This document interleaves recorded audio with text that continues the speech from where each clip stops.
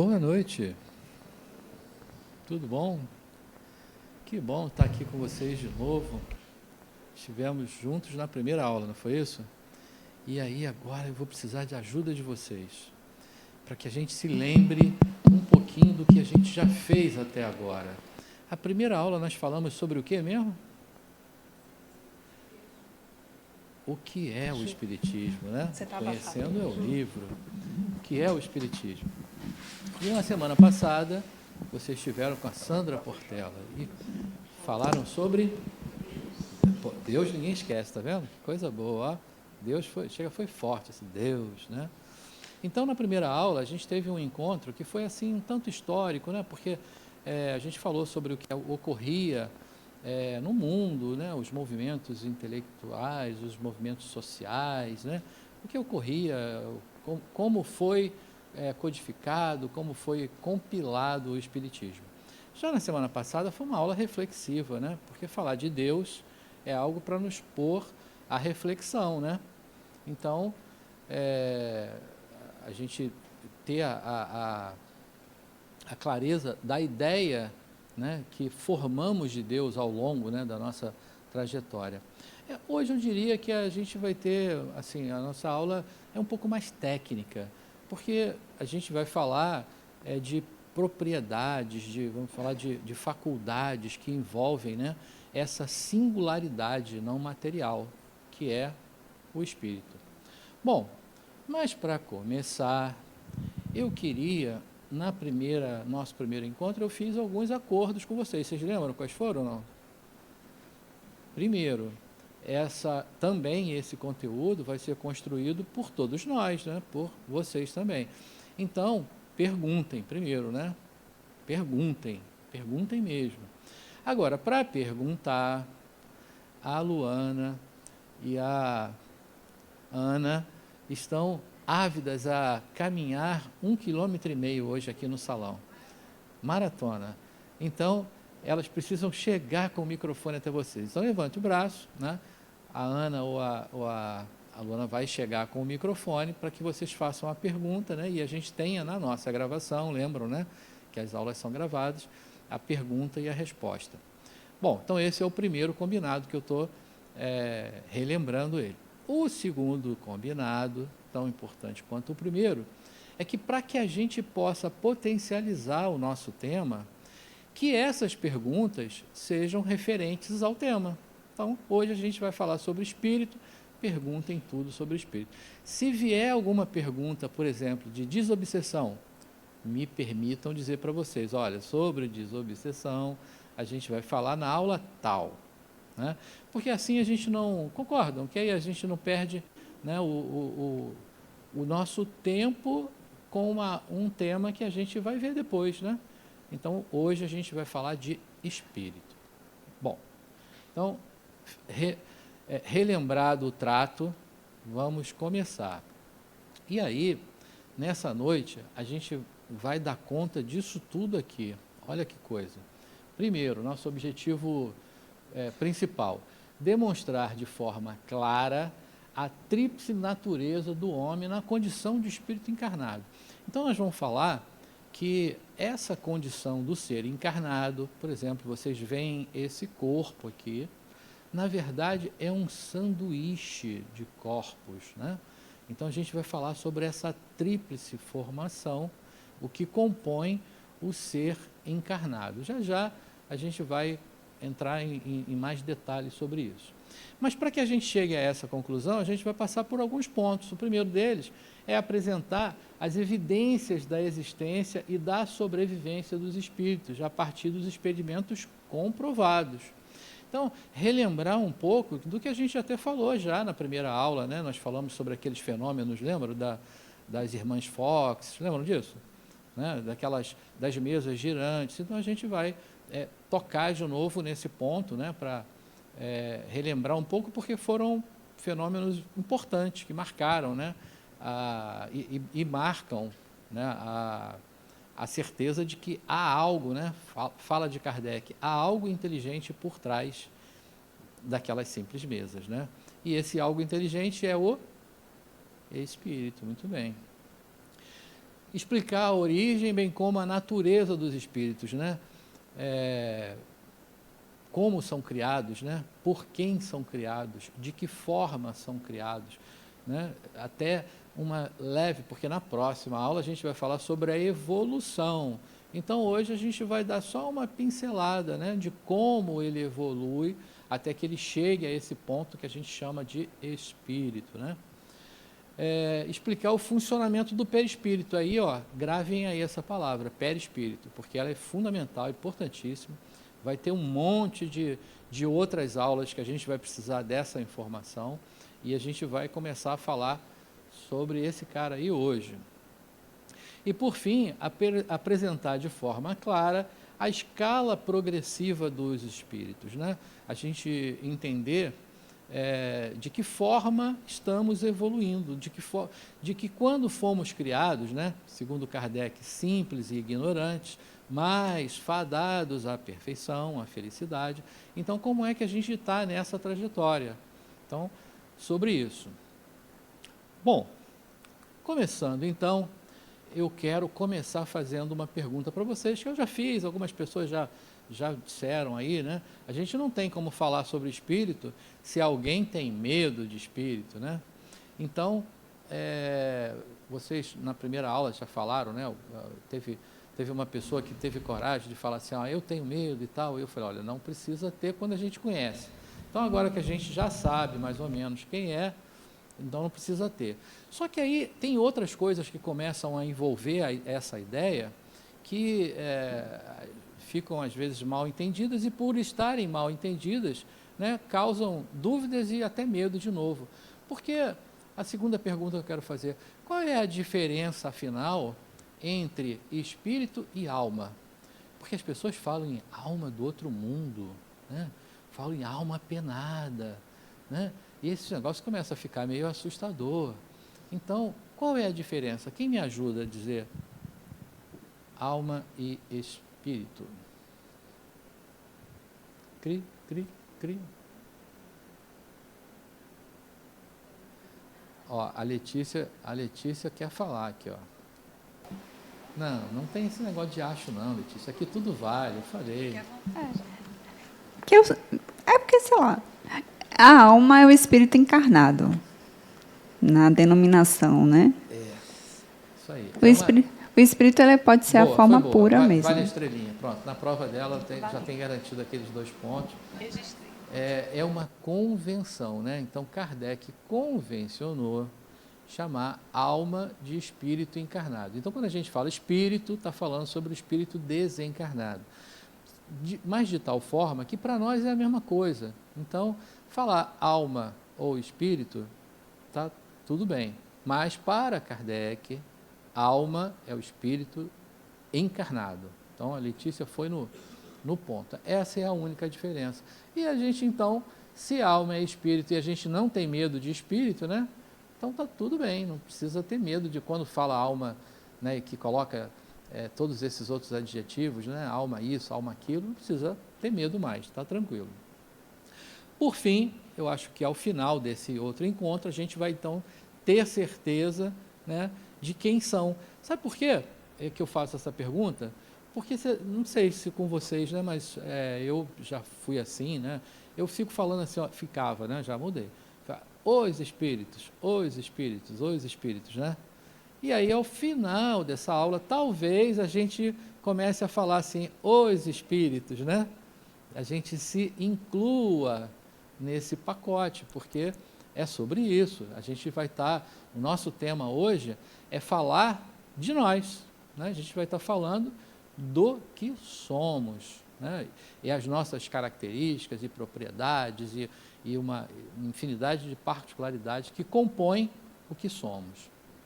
Então, é isso aí. Agora, mais uma vez relembrando, porque se a gente vai se debruçar a estudar o Espiritismo, é preciso que a gente tenha a clara ideia do que ele trata. E lá no nosso primeiro encontro, nós falamos sobre isso, né? Que o Espiritismo é uma doutrina, né, que trata da origem, do destino dos espíritos e das suas relações com o mundo espiritual. Então, a gente vai falar de algo que se relaciona entre dimensões. E, portanto, falaremos sobre características, sobre propriedades, vamos dizer assim, que possibilitam isso, para que isso possa ser dessa forma, né? Bom, acho que passou demais aqui, ele ficou preguiçoso para passar o slide e depois passou 2. Então, ainda relembrando, nós falamos que um dos fenômenos que foi muito importante, que marca, né, lá aquele início da Constituição, marca aquele início das pesquisas, né, do estudo que originou o livro que marca o início do Espiritismo, né, que é aquela data que você já sabe de cor, né, que dia? Passou perto, não foi exatamente. 18 de abril de 1857. Alguém falou 48 aqui. 57, né? 18 de abril, ó, tá vendo? Precisa reforçar para a prova. Eu ia falar para tirar essa questão da prova, mas é melhor deixar, né? Então, 18 de abril, 1857, a publicação do primeiro livro, que é o Livro dos Espíritos, né? Que marca o início da doutrina dos espíritos. Antes disso, se a gente falar qualquer coisa antes dessa data, não era espiritismo ainda. Então, o espiritismo começa nessa data. Mas, antes disso, né, ocorreram aqueles fenômenos lá em Hydesville, aquelas pancadas na parede, e que as irmãs Fox, né, a Kate, a Margaret, entabularam uma forma de comunicação. Então, quando dava uma pancada era sim, 2 pancadas era não, e elas conseguiram um meio de se comunicar com a parede, né? Porque as pancadas vinham da parede, e a parede e elas foram também elaborando, melhorando a comunicação, e a parede foi dando respostas mais complexas, até que ela se identifica como um vendedor ambulante chamado Charles Rosner, que havia sido assassinado lá naquela casa, numa época anterior da morada dessa família. Enfim, no final eles descobrem lá que realmente havia uma ossada dessa pessoa desaparecida e que de fato era Charles Rosner. Então isso traz uma comprovação de que essa comunicação era verdadeira, né? E que ela é possível. As meninas eram médiums, né? Olá, boa noite. Então, isso marca. E aí, quase que na mesma época, aquele outro fenômeno, também muito importante. Ué, hoje esse negócio está todo... Ou será que sou eu, né? Aí, ó, eu passo aqui, ele passa 2 vezes. Aí. Pronto. Então, esse outro fenômeno muito importante, aquele das irmãs Fox foi nos Estados Unidos, na América, esse aí agora na Europa. Então, as mesas girantes também era uma maneira de comunicação, as pessoas se reuniam em salões e faziam perguntas para as mesas, né? Os médiuns, nessa época ainda não era chamado assim, né? Depois Kardec é que vai cunhar esse termo, médium, né? Então, as pessoas se posicionavam em torno da mesa, faziam perguntas, a mesa saía saracoteando ali por cima do alfabeto e das letras, né? Dos números e das palavras sim e não, e dessa forma iam formando palavras, formando frases e dando respostas que eram respostas inteligentes, né? Essas reuniões chamou a atenção de muitas pessoas, de pesquisadores, inclusive do professor Hippolyte Léon Denisard Rivail, né, que se codinamizou depois, para a publicação do livro, Allan Kardec. Tudo isso eu sei que vocês já sabem, né? A gente está só lembrando, porque hoje a gente vai fazer a prova, né, que hoje venho falando sobre ela.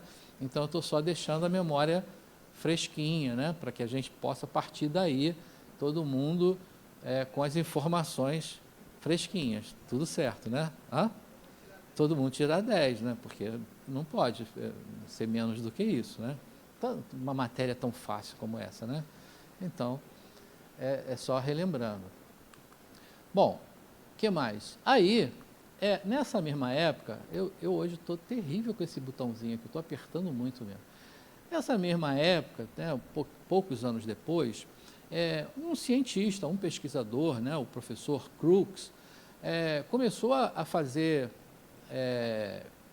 pesquisas, né, de materializações. Então, imagina, a gente está falando sobre, né, a origem, né, sobre a comprovação da existência dos espíritos, né? Então, imagina, eu só olhando assim para vocês, eu vejo que não tem ninguém incrédulo aqui, né? Todo mundo sabe, né, da existência dos espíritos, mas imagine que eu tivesse aqui falando para vocês e de repente, não mais que de repente, surgisse materializado um espírito aqui ao meu lado. O que vocês acham que ia acontecer? Eu acho que metade da turma ia sair correndo. Mas a outra metade que não saísse, que ficasse aqui, não ia ter dúvida, porque, né, aí é inquestionável, né? Tá ali, o espírito se materializou ali, né? E ele se torna tangível, né? As pesquisas do professor Crookes, de materialização, né? A materialização ela se faz a partir de um fluido chamado ectoplasma, que é doado por médiuns, né, capazes de doar esse fluido para um tipo de fenômeno chamado de efeitos físicos, né? Nós vamos falar sobre esses fenômenos depois, quando a gente falar de mediunidade e tal. Então, o espírito se torna, o perispírito, né, se torna tangível. Ele não só visível a olho nu, né? Você não está vendo o espírito a partir da mediunidade, né? Você está vendo ele ali, né, com os seus olhinhos normais, né? E pode ser tocado, porque ele se torna tangível. Então, seria uma forma irrecusável de reconhecer a existência, né, que é a verdade disso, né? E aí o professor Crookes conseguiu fazer uma pesquisa, você vê, ele conseguiu fazer 44 fotos do espírito materializado, trabalhando lá com a Kate King. Então, imagina, hoje a gente vai no shopping ali, você faz 44 selfies em 10 minutos, né? Mas nessa época, né, conseguir essa quantidade de fotos era um trabalho muito bem elaborado, muito bem embasado, né, para que trouxesse a comprovação da existência dos espíritos. Isso a gente estava falando de 1872, quer dizer, já alguns anos depois do início, né, do marco do início. Bom, então sabemos que o Livro dos Espíritos, né, 18 de abril de 1857, ele vai tratar de nós, né? Ele vai falar dos espíritos. Lá na sua pergunta 23, ele pergunta, aliás, na semana passada, deixa eu agora fazer um parênteses aqui importante. Na semana passada vocês aprenderam uma pergunta do Livro dos Espíritos. Qual foi? A pergunta 1, né? Que é Deus? Qual é a resposta? Também vai cair na prova, ó. Inteligência suprema, causa primária de todas as coisas, né? Então, ó, 2 dicas de prova que eu dei, né? Vão gravando aí.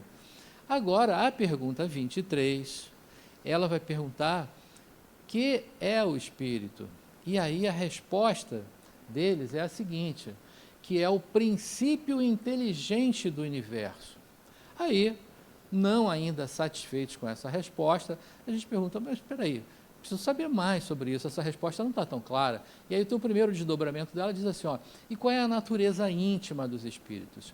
Aí sim, essa resposta que vem, ela é praticamente um tapa com luva de pelica nos incrédulos que somos, né? Olha a resposta. não é fácil analisar o espírito com a vossa linguagem. Para vós, ele nada é, por não ser palpável. Para nós, entretanto, é alguma coisa. Ficais sabendo que coisa nenhuma é o nada, e o nada não existe. Então, não é porque a gente não vê, não é porque a gente não toca, que não exista, né? Para mim, é a resposta fantástica para a nossa incredulidade.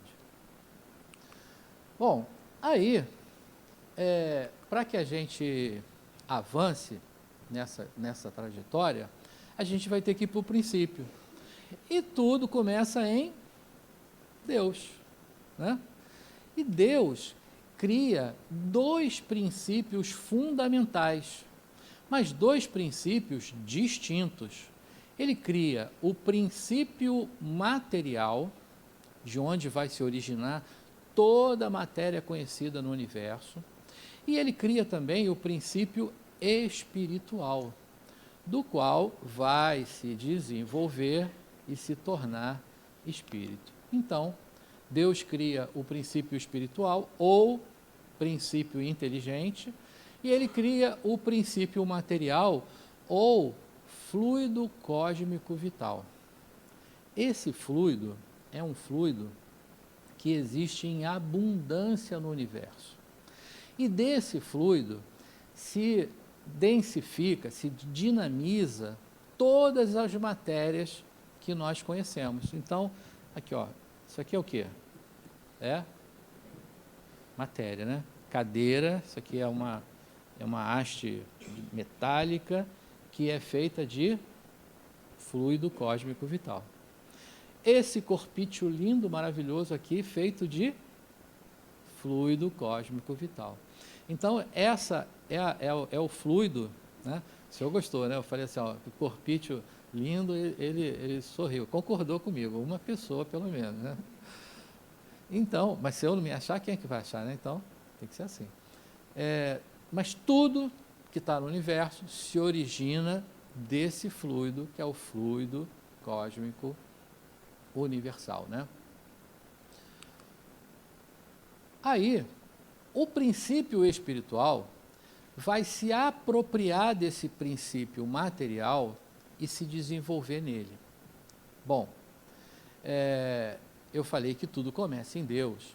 E tudo começa em Deus. Quando Deus cria o princípio espiritual, ele não cria o espírito propriamente dito, como nós estamos. Ele vai criar o princípio espiritual que, coagulando a matéria em torno dele, ele vai se desenvolver até que ele se torne espírito. Bom, como o princípio espiritual é a forma mais rudimentar do princípio inteligente, ele vai coagular em torno dele a matéria também mais rudimentar para que ele se desenvolva. No nosso universo, no nosso mundo aqui, qual é a matéria mais rudimentar que a gente conhece? O átomo é a unidade, diziam que era o indivisível, né? Que era a menor partícula da matéria. Mas no nosso universo a gente tem uma matéria aqui que é aquela mais bruta, né? Aquela mais, que é o mineral, muito bem. Então, o princípio espiritual vai se apropriar do mineral e vai se desenvolver nele. Há um tempo, até que ele consegue, que ele atinge a capacidade de passar para uma nova matéria, uma matéria já um pouco mais sutilizada. Aí ele vai para um outro reino da nossa natureza, que é o vegetal. Muito bem. Aí lá no reino vegetal, esse princípio espiritual vai aprender coisas também, né? Ele vai se desenvolver nessa matéria, até que num dado momento que ele já adquiriu tudo que ele precisava, ele passa para um outro reino, que é o animal. Então, lá no reino animal, ele vai continuar se desenvolvendo, ele vai fazer aquisições de habilidades, ele vai aprender, até que, num dado momento, ele atinge a complexidade capaz de animar corpos humanos. Quando isso acontece, aí a gente chama de espírito. Então, para a gente marcar, né, que Deus não cria o espírito como nós somos, ele cria o princípio espiritual que vai se desenvolver através dos reinos da matéria até que ele atinja a complexidade tal de animar corpos humanos. Bom, a gente vai ter uma aula, próxima aula, que vai esmiuçar tudo isso, vai falar com mais profundidade. Hoje eu estou trazendo essa informação só porque a gente está falando da origem dos espíritos e a gente precisa saber que o espírito foi criado, foi e é criado por Deus, mas não como na mesma condição que estamos. Ele é criado princípio espiritual até que ele atinja a maturidade, vamos dizer assim, de se tornar espírito. Pois não, deixa eu chegar o microfone para a senhora. Enquanto isso, eu vou dizendo que aí aqueles nossos pets, né, porque essa é uma pergunta recorrente, os nossos pets, então, eles falam, puxa, mas ali é espírito? Ainda não, princípio espiritual. Ainda que há divergências, porque lá em casa nós temos um pet que a minha esposa diz que é espírito, né, mas não é, princípio espiritual. Então, primeiro veio a matéria. Os dois criados por Deus da mesma forma. Deus cria o princípio espiritual e cria o princípio material. Tá. O princípio espiritual se apropria do princípio material e se desenvolve nele. Tá, mas para ele chegar na pedra, a pedra tinha que existir. E se eles foram criados na mesma hora? E eles se uniram para se desenvolver? Mas deu tempo de chegar ao homem assim, rapidamente? Não consegui perguntar isso para Deus, mas eu vou perguntar. Brincadeira. Assim, não sei dizer o espírito precisa da matéria para estar atuando. Uhum. Então, a gente tem que evoluir somente na matéria física, já como ser humano. É isso? Não. Não? Não. O espírito não evolui, ele vem de lá do mineral, do vegetal, do animal. Ele primeiro, qualquer um espírito, nasce lá e vai andando na sua trajetória até chegar ao humano e andando na trajetória para voltar a ser espírito de novo? Mais ou menos isso. Deixa eu ver se eu consigo... Ou ele já encarna direto num corpo físico da gente, humano? Não. Ó, deixa eu ver se eu consigo. Ó. Deus cria uma singularidade não material. Singularidade não material, que é o princípio espiritual.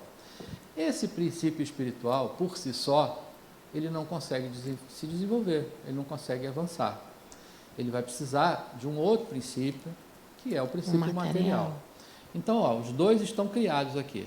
Aí, o princípio inteligente, que é o princípio espiritual, se apropria da matéria. Pronto, ele já está lá. Uma montanha rochosa, tem lá um princípio espiritual. Uma floresta, tem lá um princípio espiritual. E ele já está se desenvolvendo. Esse princípio já está se desenvolvendo. Não precisa chegar até o corpo humano para ele começar. Ele já está se desenvolvendo. Mas, por exemplo, eu, Graça, já fui pedra, Não. já fui vegetal, já fui animal? Não. O princípio espiritual, olha a diferença. O princípio espiritual que se tornou o espírito que a graça é, sim, foi isso tudo. Ele vem de Mas lá do comecinho. Graça, não, a graça... nem o espírito que a graça foi pedra, ou foi planta, ou foi animal. É esse princípio espiritual que... E como é que ele se divide? Ele não se divide. Ele vai passando de um para o outro? É, mais ou menos isso. Bom, ó, eu falei para a senhora que eu ia dar essa informação, mas que na semana que vem, o professor que estiver aqui, a senhora vai perguntar isso tudo, porque ele vai só falar de evolução. Ah, tá. Aí ele vai a aula da semana que vem sim, é evolução. Aí a senhora pode explorar ele, que ele vai poder... Você me lembrar da pergunta. Não, vai lembrar, sim. Vai lembrar. E eu quero todo mundo aqui, que é segunda-feira de carnaval. Pois é. Vocês não faltem, Nem não. Lícia, Ela quer também a Isabela. Nem que seja de Abadá, mas todo mundo aqui para perguntar. Luiz, quando da criação de Deus, de novos espíritos, eles partem também, porque Deus continua criando, não é isso? Continua sempre criando novos espíritos. Esses novos espíritos, eles partem também do início do princípio espiritual, que vai para primeiro o reino mineral, até chegar. Até chegar. Né? A condição Eu digo assim, do não, espírito. porque eu achava assim, que já chegou, que nós não somos, logicamente, o mais inteligente, né, o mais evoluído, acho que também, não sei se é o menos, não, né? Eu digo dentre... Ó, Então, assim, por que não que já evoluiu, né? Partiria daqui? Não, né? aí seriam privilegiados, né? Aí a gente que ralou, né? Que passou lá pelas cavernas, porque nós fomos primitivos, né? Então, as primeiras encarnações do espírito é de uma forma primitiva. Nessas habilidades, A Terra, né? Que eles foram ganhando, a Terra ganhando. foi um mundo primitivo, hoje não é mais. Hoje se diz que é um mundo de provas e expiações. Está numa transição ainda, mas se diz de provas e expiações. Mas ele foi um mundo primitivo. Naquela época, eram as primeiras encarnações. Então, o espírito, o princípio espiritual que se tornava espírito naquela época, ele podia reencarnar lá nos hominídeos, lá no Neandertal, eram formas primitivas para a evolução do espírito. Bom, hoje nós estamos mais avançados. O nosso perispírito já se sutilizou bastante, né? já adquiriu muitas habilidades. Isso, a complexidade da aquisição das habilidades se traduz em evolução. Quanto mais habilidades tem o espírito, mais evoluído ele é. Então, a gente de lá para cá, das cavernas para cá, a gente evoluiu. Então, hoje, um espírito de primeira encarnação não pode reencarnar na Terra, não pode iniciar na Terra, porque a Terra não oferece mais essa condição. Ele vai ter que ir para um mundo primitivo. Lá nesse mundo primitivo, ele vai se desenvolver até chegar à condição que nós estamos hoje. Só que aí como eu se espero existissem, que nós já estaremos mais na frente. É como se existissem em outros planetas também esses mundos primitivos e que foram avançando e que estão num determinado estágio. Vamos lá para Jesus. E nós estamos no estágio C. Eu combinei com vocês que a gente ia potencializar o tema espírito. Eu estou falando tudo da aula da semana que vem. Daqui a pouco da evolução, certo? Vão me demitir. Que delícia. Lembra, vamos só lembrar aqui Jesus. A casa do meu pai tem muitas moradas, né? Então, tem todas essas possibilidades, né? E que no tamaninho que é o nosso universo, talvez a gente não tenha encontrado ainda, né? ou esteja até próximo, porque a cada dia a gente tem informações novas, né? Importantes sobre mundos possíveis de vida como a nossa. Né? Mas a gente está falando da vida do espírito, não está falando porque esse arcabouço aqui é um arcabouço biológico, né? E que está constituído para essa condição do nosso planeta, né? De temperatura, de pressão. Né? Pode ser que tenha outra forma inteligente animado pelo espírito, mas com uma outra biologia, talvez.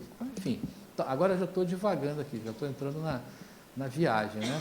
Mas é sobre isso. Mais sobre evolução a gente vai falar na semana que vem. Agora a gente está falando do espírito e, portanto, agora, para que a gente pudesse entender que Deus não cria o espírito como nós somos, ele passa por todo esse processo, ele é princípio espiritual, se apropria da matéria, se desenvolve e se torna espírito. Então, por isso, precisava dessa informação. Ok?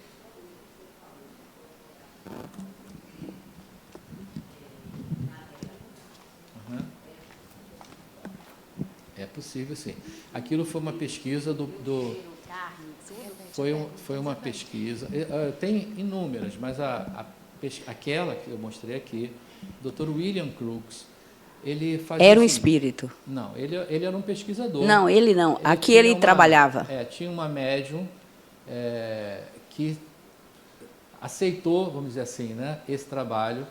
e essa médium doava um fluido chamado ectoplasma, um espírito chamado Kate King se materializava e permitia que ele fizesse a pesquisa dele. Ele fotografou, e quando Isso. se materializa, ele de fato se torna tangível. Você pode tocar, você pode apertar a mão lá e tal, como Sim. vai, né? Ele tem aroma, você pode sentir cheiros, né? E é tangível, você está ali, está materializado. Todo mundo vê, não é uma coisa que alguém vê e a outra não vê. Todo mundo vê, está ali. Só que esse fluido... Não só quem é médio. Não só quem é médio, todo mundo, ele está aqui. Ele Quem é médio não, porque todos somos, né? Todos somos, né? Em Escalas escalas diferentes. Bom, mas esse fluido é um fluido muito volátil, né? Então, por qualquer coisinha ele se desmancha. Essa luz aqui, por exemplo, não permitiria ele ter aqui. Então, tem toda uma elaboração, preparar um ambiente para que isso ocorra. A pesquisa de Crookes foi em 1872, lá nos primórdios, na base da formação. O espiritismo ainda é um jovem, mas naquela época era muito mais jovem, né? E contou com a pesquisa dele.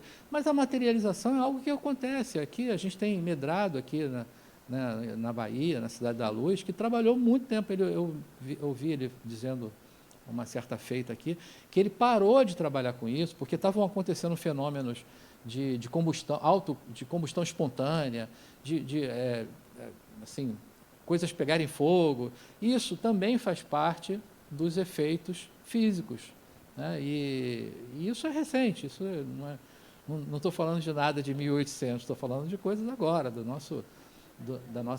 Ainda hoje acontece, e vocês experimentarão isso. Vou dar um spoiler logo para todo mundo, né, que a gente lá depois da aula 10, aula 11, por aí, acho que nesse semestre, porque tem a Semana Espírita antes, deve ser depois da aula 12. A gente faz um dia, um evento, que é a mediúnica do curso básico, é uma mediúnica experimental.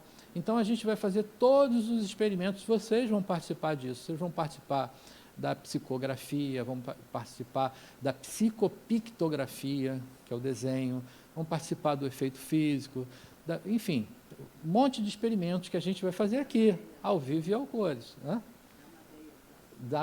Não, materialização a gente não faz, mas faz do efeito físico, uma movimentação de um objeto a partir do ectoplasma. Então, vocês vão experimentar, vão passar por isso tudo.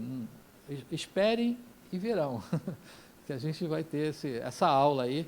É imperdível, né? Não pode perder, a gente tem que continuar firme para não perder isso. E dizem que já ganha 50% para a reencarnação. Então, não faltem. Pois é, não faltem. Bom, então vamos avançar. Então, aqui, está tranquilo aí?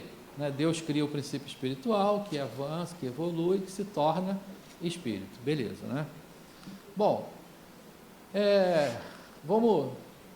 Então, só para ratificar o que a gente falou, lá a questão 80 e 81 do Livro dos Espíritos.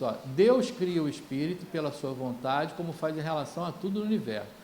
Como Deus jamais deixou de criar, a criação dos espíritos é permanente, aquilo que a gente falou, ele continua criando hoje. Só que aquele princípio espiritual que se torna capaz de ser espírito, ele não pode mais reencarnar aqui, ele tem que ir para um outro lugar, porque não dá, o nosso orbe hoje não admite espíritos de primeira encarnação, espíritos primitivos. Mas a criação continua.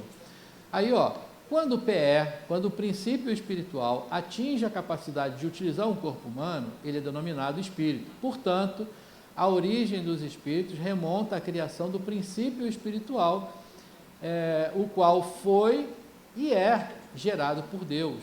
Então, mais uma vez, só ratificando o que a gente acabou de falar. E aí, o poder de síntese, né, do Adenauer aqui, de resumir tudo que a gente falou aqui em 20 minutos. O espírito constitui-se num resultante da evolução do princípio espiritual após sucessivas existências em contato com a matéria bruta, com organismos vegetais e com a complexidade dos corpos animais. Difere do princípio material não só pela inteligência, como também pela capacidade de assimilar as leis de Deus e desenvolver-se nelas. Quando o princípio espiritual atinge a capacidade de utilizar um corpo humano, ele é denominado espírito. Portanto, a criação dos espíritos remonta à criação do princípio espiritual, que se origina em Deus. O surgimento de novos espíritos é consequência natural da evolução do princípio espiritual e que se dá constantemente. Então, ratificando tudo que a gente falou até aqui. E isso aí está no livro de vocês, né? Bom, indo até aí, tudo bem? Alguma pergunta? Aqui, deixa chegar o microfone para a senhora.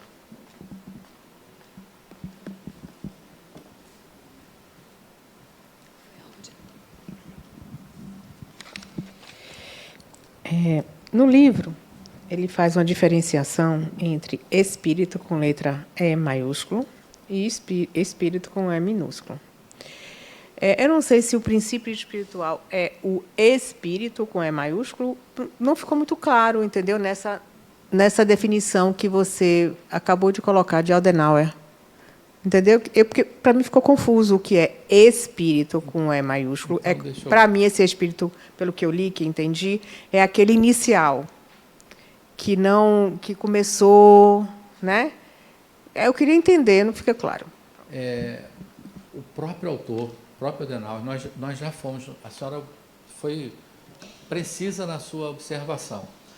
E outras pessoas já tinham feito essa observação e nós fomos lá perguntar para o autor: olha, por que você colocou E maiúsculo e E minúsculo na palavra? O que você queria dizer com isso? E ele deu exatamente essa explicação.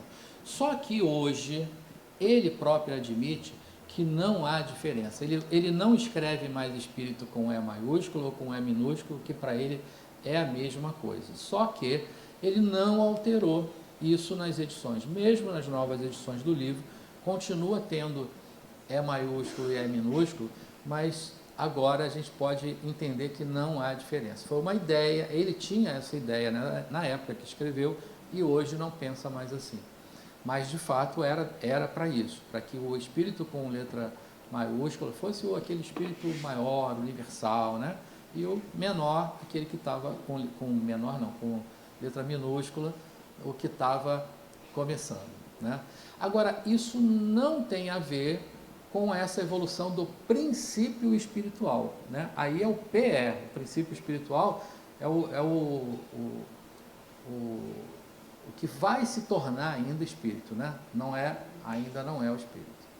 Então, isso aí. Bom, mas em se tornando espírito, e ele também coagulando a matéria em torno dele, né? Em torno dessa singularidade, ele vai criar corpos ou veículos de manifestação.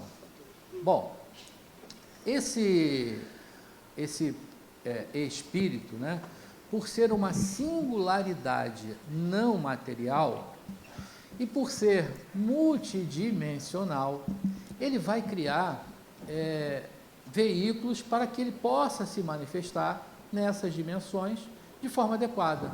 Então, em primeiro, ele vai coagular em torno dele a matéria, uma matéria mais sutil do que essa nossa matéria física, e ele vai formar um corpo chamado perispírito. Peri porque está em torno, né? Em torno do espírito. Então, perispírito. E ainda, isso já é matéria. Então, o princípio não. O espírito já está envolto na matéria espiritual, que é o seu corpo chamado perispírito. Mas para a manifestação dele na matéria física, na dimensão física, ele precisa de um outro corpo ainda mais embrutecido, de uma matéria mais embrutecida, né? E aí ele utiliza o corpo físico. Bom, então quando a gente olha, né, para um encarnado, né, todos nós que estamos aqui, exceto aquela senhora ali de vestido verde, ali atrás. Ninguém viu? Ninguém viu essa senhora de vestido verde? Não acredito. Ninguém está vendo? Bom, nem eu. Mas eu queria dizer né, que nós que estamos encarnados, estamos naquela condição ali, da tríplice formação, ou seja, espírito, perispírito e corpo físico. Mas essa senhora que eu inventei agora, para ninguém ficar assustado, que eu inventei, não tá aí de verdade, né, ela só tem, né, na sua constituição espírito e perispírito, porque ela não está encarnada, ela não tem corpo físico, né? Então, o que diferencia o encarnado do desencarnado? Me respondam. Apenas o corpo físico. É a única coisa que diferencia, né? O desencarnado não tem o corpo físico, né? E o encarnado, corpo físico, perispírito, espírito. Ok?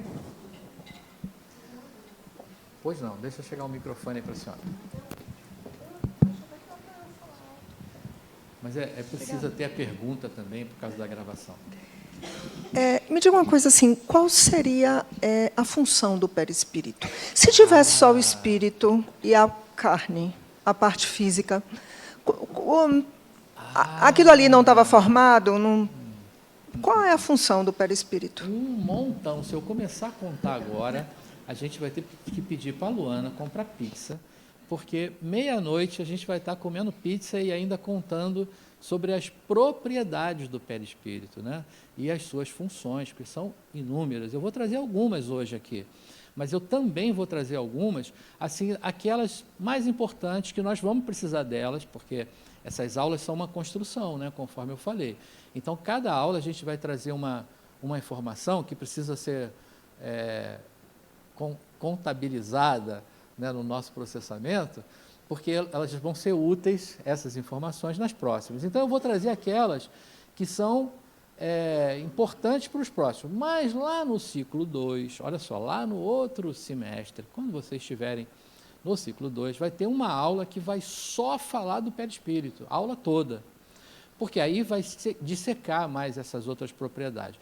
Mas, assim, só para a gente ter uma ideia, como é que eu conecto algo não material a algo material? Eu preciso ter uma interface no meio, preciso ter um elemento de ligação, né, para que isso seja possível. Aí, já começa entendendo que o perispírito precisa entrar aí nessa condição, né? Eu preciso, por exemplo, me perdoe o nome da senhora, eu não vi o crachá. Dona Rosana, para que a senhora afira a realidade. Nós estamos nessa sala aqui, né, na Fundação La Harmonia, no Centro Espírita Harmonia, para uma aula da ULHA, terceira aula, e a senhora está aferindo essa realidade aqui a partir de que sensores? Nossa, Audição. São 5 sensores, isso aí, né? Visão, audição, tato, paladar, não é isso? São os nossos 5 sensores. Eles aferem a realidade da matéria, da dimensão material. Mas e quando a senhora vai dormir? Olha aqui, vou contar uma coisa bombástica agora. Se a senhora não sabia disso, vai ficar sabendo. Toda noite, quando a senhora vai dormir, o espírito que a senhora é, junto com o perispírito, vai passear na dimensão espiritual. Sabia disso? Sempre. Toda noite. Toda noite. E até de dia também, porque se dormir de dia acontece a mesma coisa. Para quê? Não precisa ser de noite. Porque o espírito é livre, né? E o espírito se desenvolve, né, vivenciando e aprendendo em todas as dimensões. Então, ele é livre para ficar também, né? Também. Se ele não quiser ir, ele pode ficar? Livre-arbítrio. Né? A gente não tem ele total, mas a gente também pode escolher ficar. Eu, por exemplo, à noite eu nem quero sair, minha mulher é linda, está do lado ali da cama, eu vou sair para quê? Eu quero ficar. Né? Então, é livre-arbítrio. Né? Mas ele se liberta toda noite. E aí, aula 5. Aula 5 a gente vai falar só sobre a libertação do espírito. Né? E aí, essas propriedades, o perispírito, tem funções que são fundamentais para que isso ocorra. Ele precisa estar ali para que haja a possibilidade da comunicação mediúnica. Lá as aulas 9 e 10, a gente vai falar de mediunidade, a gente precisa entender o perispírito, porque ele é que capacita o espírito para a comunicação mediúnica. A senhora já assistiu Ghost? Fantástico, adoro aquele filme, né? Tem uma cena, vocês vão lembrar, que a Whoopi Goldberg, a médium, eu não lembro o nome dela, do personagem, mas ela estava lá assim, e aí vem um espírito que quer dar uma comunicação, e ele vem correndo assim, tchum, pula no colo dela e tchum, entra no corpo, né? Aquilo é romantismo, como é que dá o nome? É licença poética, né? de Hollywood, porque não é assim que acontece. O espírito não entra no corpo de ninguém, né? Ele se aproxima e de perispírito a perispírito. Então imagina a Fernanda, que é médium, das boas, ela está aqui agora se concentrando. Aí eu, espírito desencarnado, quando a Fernanda se concentra, o perispírito dela cresce, né? Ele faz uma coisa que a gente chama de balloon, né? Aí está grande. Aí eu, espírito desencarnado, brincadeirinha, viu, gente? Não estou desencarnado, não, nem quero. Mas eu, espírito desencarnado, me aproximo da Fernanda e de perispírito a perispírito eu levo para ela a ideia. Aí a Fernanda, né, médium tarimbada, ela a ideia foniza, fala a ideia, de perispírito para perispírito. Então esse é um mecanismo da mediunidade que só é possível por causa do perispírito. Então a gente vai falar de algumas aí hoje, um monte de funções importantes para que ele esteja lá. Não, um corpo, um espírito, não entra outro. Desculpa, ele vai perguntar lá e vem para a senhora aqui. Foi não. O sonho é o resultado dessa saída do espírito e do perispírito durante o sono? Como é o nome do senhor? Desculpa. Cid Nelson. Seu Cid, a gente na aula 5 vai falar sobre isso, a libertação. O senhor me permita. Agora, porque tem uma coisa chamada desdobramento. Já ouviu falar? O desdobramento é a projeção consciente da consciência. É estar fora do corpo consciente. Durante a noite isso pode acontecer. Se isso acontece, não é sonho, é uma vivência. O senhor está vivenciando alguma coisa. Só que também há um componente, porque o seu inconsciente, lá no mapa da formação da mente humana, ela tem 2 campos, o consciente e o inconsciente. O inconsciente, ele faz uma pressão de expulsar algo que está lá. E o que está lá no inconsciente vem em forma de símbolos e se torna sonhos. Então, os seus sonhos são criados pelo seu inconsciente. Isso é sonho. Agora, tem outra coisa que pode acontecer, que a gente chama de desdobramento, que também pode ocorrer à noite, tendo consciência disso ou não, e aí não é sonho. Mas a gente também vai falar disso só na aula 5, a aula chamada Libertação do Espírito. Meu nome é Irlande, eu fiquei em dúvida. Deixa eu ver se eu consigo conectar de novo. Porque quando você falou para ela que o perispírito se conectava com o outro perispírito, como é que se dá? Porque, às vezes, alguns médios eles mudam o comportamento, muda a postura, muda a fala. Com a gente, no entendimento leigo, assim, quando vê aquele médio incorporando, eu percebo que ele muda o jeito de falar, porque era como se o espírito estivesse ali dentro dele. E aí ele, por exemplo, às vezes um homem fala como uma mulher e vice-versa. Eu já vi algumas coisas desse tipo. Então, eu vou perder o meu emprego. Vou perder. E a Luana já afirmou aqui. Se falar lá na frente. Porque eu estou dando spoiler de todas as aulas que vão vir pela frente. A gente vai ter 2 aulas que vão falar sobre a sua pergunta. A de médiuns e a de mediunidade. Porque de fato, né, e eu falo que eu não vou falar e vou falando, né? É porque se você não fala agora, a gente não vai aprofundar, mas aí a curiosidade fica. E no dia que chega essa aula, que eu sei que tem o capítulo, né? Mas pelo menos você dá uma dicasinha assim e diz assim, não, Irlande, isso... Entendeu? Porque senão a gente fica aqui desvia cá.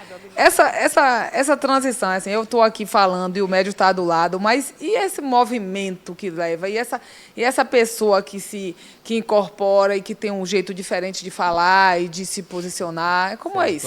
Então, dona Irlândia, eu vou perder o emprego, eu fico falando isso.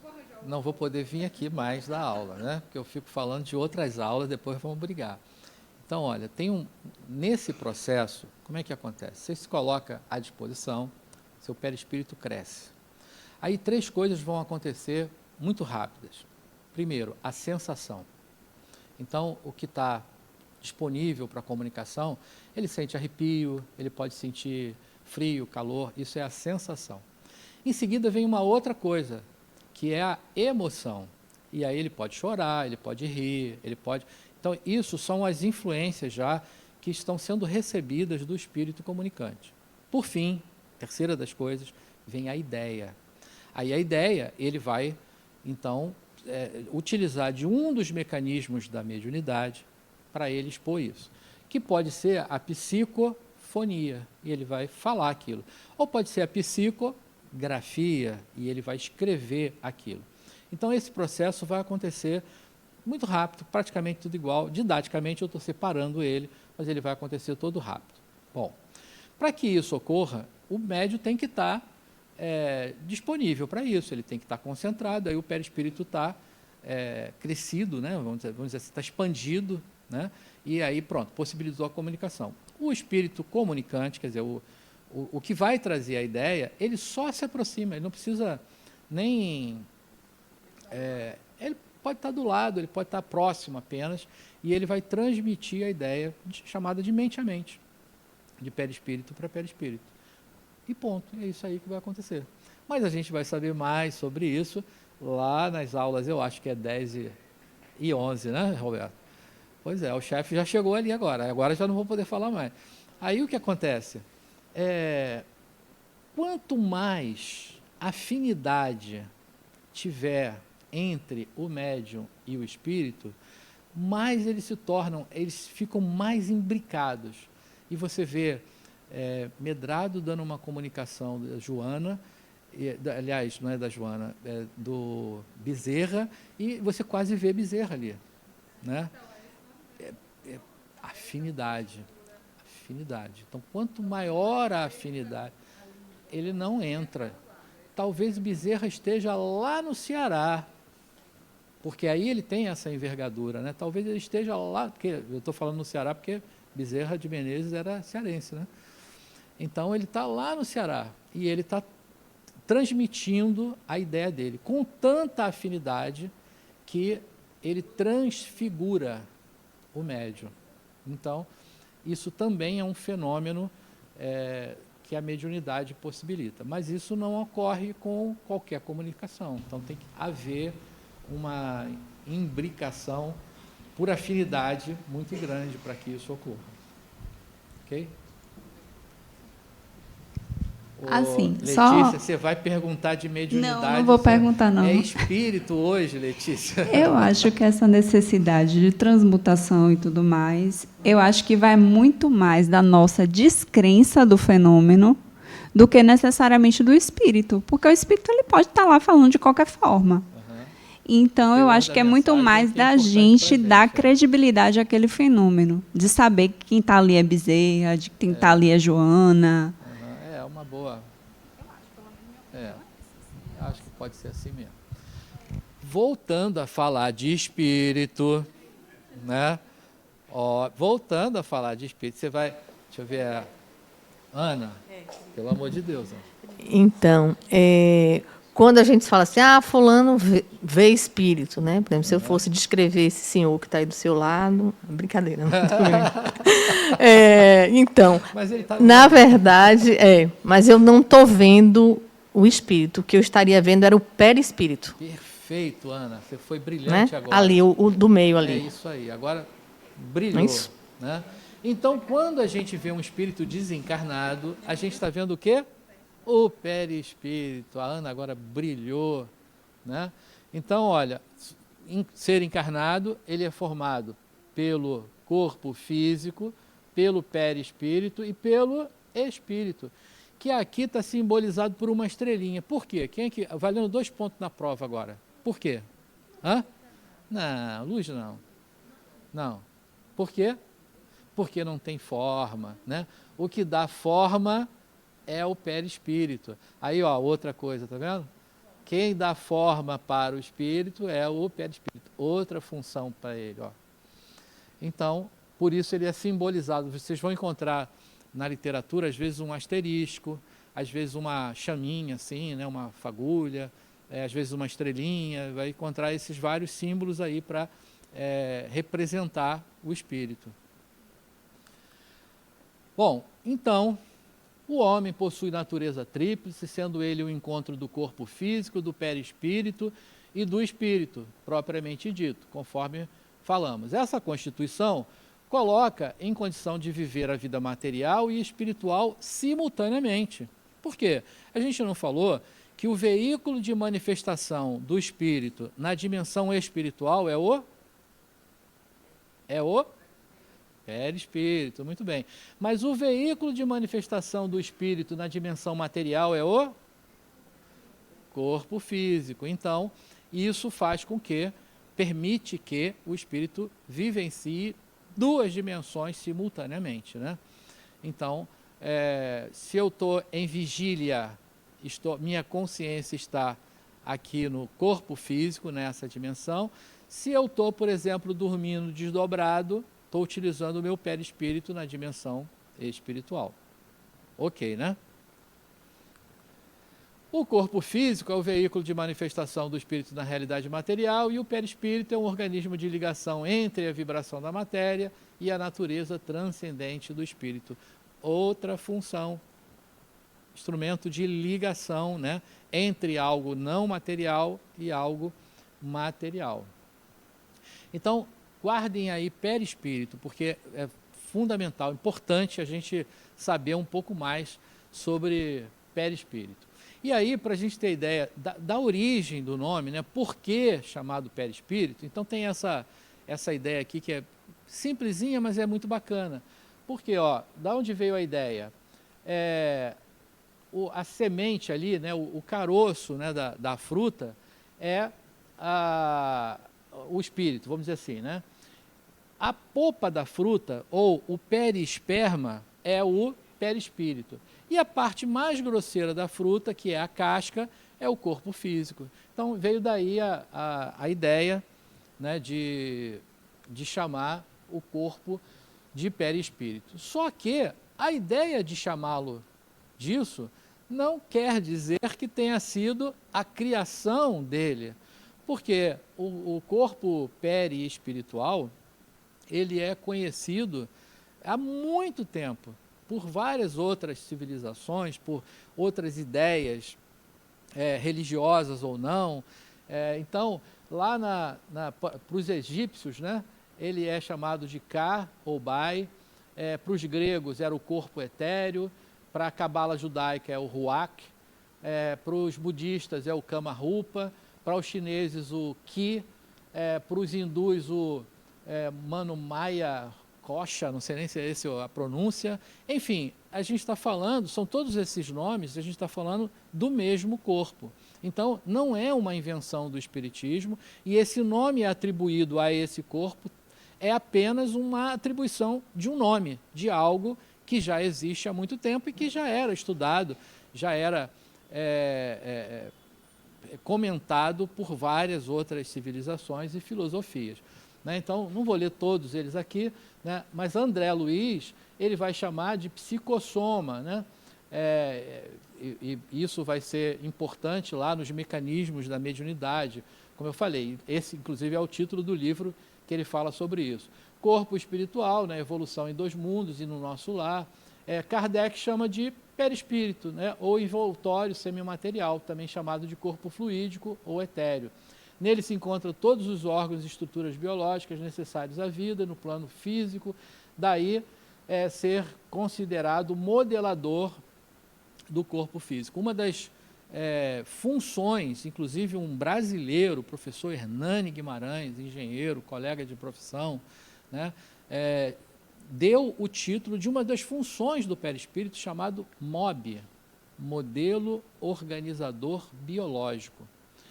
Quando da concepção, então, a gente falou lá na primeira aula sobre a diferença entre a reencarnação e a ressurreição, lembram disso? Né? Na ressurreição, a gente falou que a ciência vai dizer que não é possível, porque aquelas moléculas que formavam aquele determinado corpo, que se desagregaram, se desmancharam e formaram outras coisas, né? Nada se perde, né? Lavoisier. Então, aquilo não é possível mais você voltar a constituir o mesmo corpo com aquelas mesmas moléculas. Mas você pode criar um novo corpo e o espírito que pré-existe se acoplar a ele. Deixa eu chegar para a senhora o microfone. Luana, aqui, dona Graça. Então, aí, isso é a reencarnação, né? É ali, ó, o espírito que pré-existe se acoplar a um novo corpo. Me diga uma coisa. Pois não. Quando a gente adoece no corpo físico, o perispírito também adoece? Dona Energeticamente falando? A senhora só faz pergunta de ciclo 8. Só faz pergunta avançada. Pois é, esses espíritos evoluídos que bota o facilitador na saia justa. Porque eu vou ter que abrir parênteses para responder para a senhora. Então, eu espero até o ciclo 8.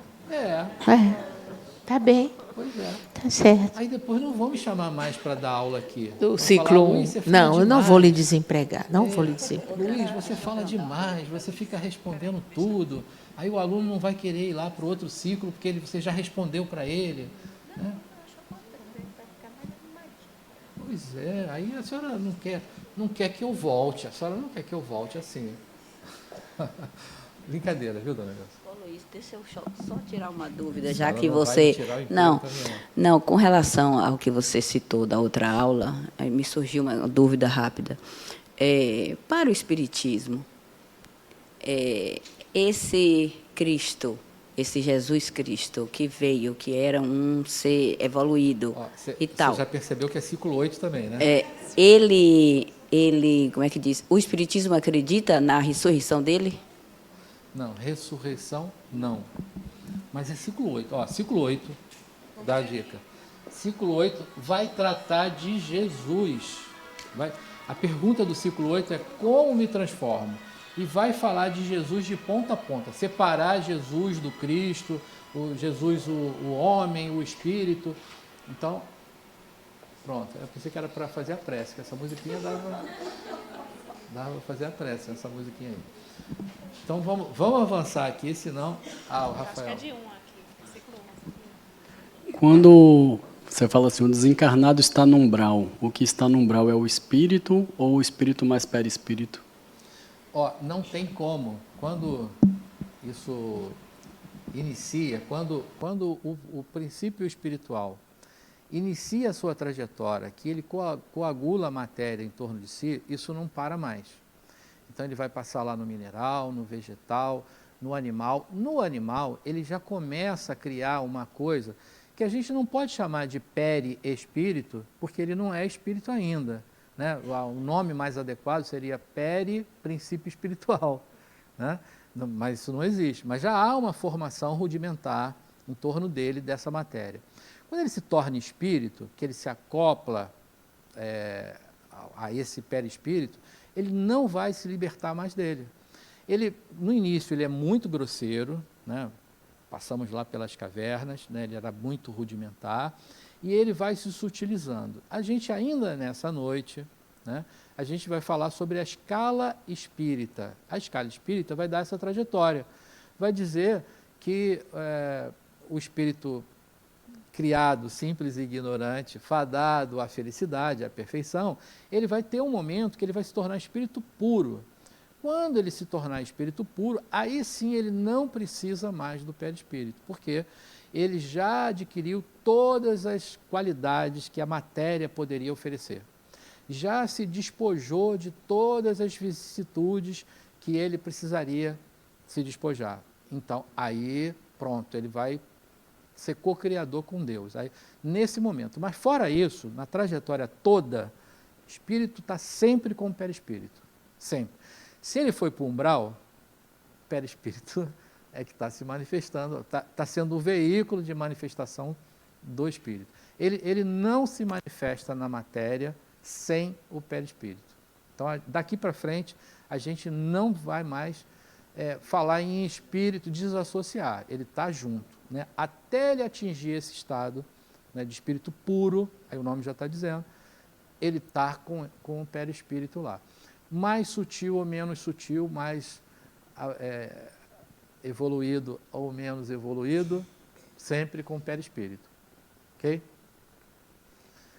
Bom, então eu acho que eu ia falar uma coisa que eu nem lembro mais, mas eu não lembro porque acho que não é importante, né? Se fosse importante, depois a gente lembra.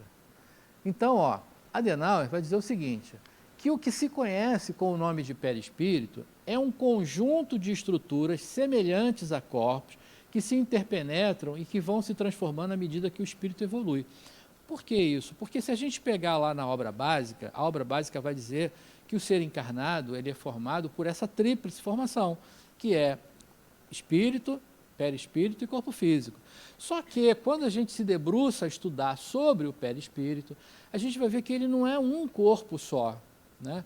Ele é um organismo complexo e que tem uma infinidade de propriedades, tem uma infinidade de funções, de que o espírito vai se aproveitar, se apropriar dessas funções. Então ele é um organismo complexo, né? Ele não é apenas um corpo, né? Apesar da gente chamar o perispírito, né? Ele não é apenas um corpo. Então ele vai dar mais ou menos essa constituição aqui. Lá no básico a gente vai entender, né? na obra básica vai entender que é o corpo físico, o perispírito e o espírito, né? O espírito sem forma ali, representado por aquela coisa, né? Parecendo um aglomerado ali de energias. E lembrei aqui, acho que o que eu ia falar naquela hora lá, porque a pergunta foi da separação do espírito com o perispírito, e eu falei que isso não vai acontecer, e aí talvez vocês já devem ter ouvido falar que o espírito é uma centelha divina. Já ouviram isso? Já ouviram falar que o espírito é uma energia? Já ouviram falar que o espírito é luz? Isso vocês concordam? Então, ó, vamos lá para aquele primeiro slide que eu falei, que Deus cria dois princípios distintos. Um é o princípio espiritual e o outro princípio material. E que eles não são a mesma coisa, eles são distintos. Então, ó, se um é matéria e o outro não é matéria, luz é o quê? Luz é matéria, né? Então, se luz é matéria, espírito é luz? Não pode ser. E centelha? Centelha não é aquela faísca do fogo? Também é matéria, né? Fogo é a matéria no quarto estado da matéria, plasmático. Então, se fagulha, né? Se centelha é matéria, então espírito também não é centelha. Afinal, o que é o espírito? Afinal, o que é o espírito? Não, energia na matéria? Einstein definiu isso para a gente, né? Então, se energia é matéria, então espírito também não é matéria.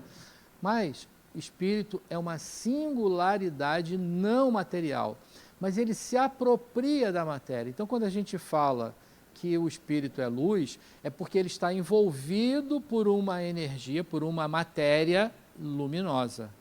Quando a gente fala que ele é uma centelha, é porque ele está envolvido numa matéria fagulhosa, né, de fogo. Então, quando a gente fala que é uma energia, é porque a gente está vendo o que de fato envolve, a energia. Mas o espírito não é, ele está envolvido nessa energia. Então, isso para levar a ideia, viu, Rafael, de que ele não vai mais se dissociar dela, né? E tudo isso que a gente atribui ao espírito, na verdade, a gente está falando do perispírito, né? Porque é o elemento que chega para nós primeiro. Então, perispírito. Bom, então essa é a formação básica. Só que quando a gente se debruça a se aprofundar, a entender mais sobre os corpos, a gente vai entender que entre o corpo físico e a camada mais externa do perispírito tem um outro corpo chamado duplo etérico, que ele vai funcionar como um intermediário entre a matéria mais bruta, que é o do corpo físico, e a matéria mais sutil do perispírito.